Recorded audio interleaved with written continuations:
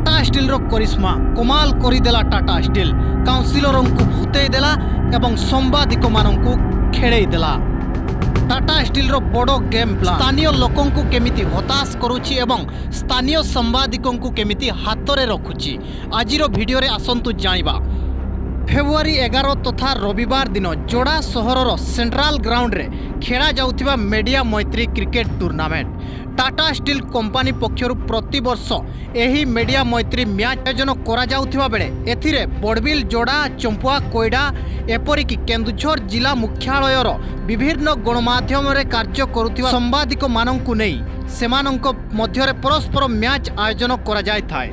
सूचना अनुसार एही मीडिया मैत्री कार्यक्रम रे टाटा स्टील कंपनी रो विश्वस्त तथा सहयोगी सांबादिकों को पर्सनाली कॉल करी जड़े अधिकारी निमंत्रण करिथिबा बेले अन्य माननकु एकदम बाद दिया जायछि।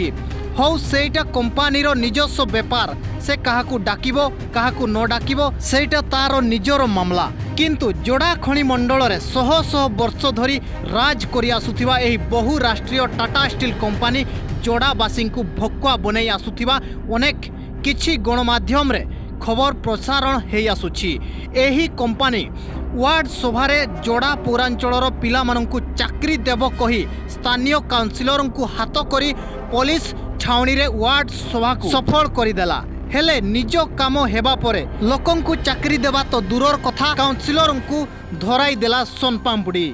जहा फल गत शुक्रवार ठारू 2 दिन धरी निर्वाचित वार्ड काउंसिलर माने टाटा स्टील जोड़ा ईस्ट लौह खणी आगरे धारणा रे बसिथिले जहा समग्र जोड़ा पई एक लज्जार कथा सहित एक सतर्क घंटी बोली विवेचना करा जाउछि। जेउ कंपनी निर्वाचित जनप्रतिनिधि को पचारू नाही आगामी दिन में स्थानीय गरीब आदिवासी समस्या को केते सुनिबो से नहीं प्रश्नवाची सृष्टि होइछि।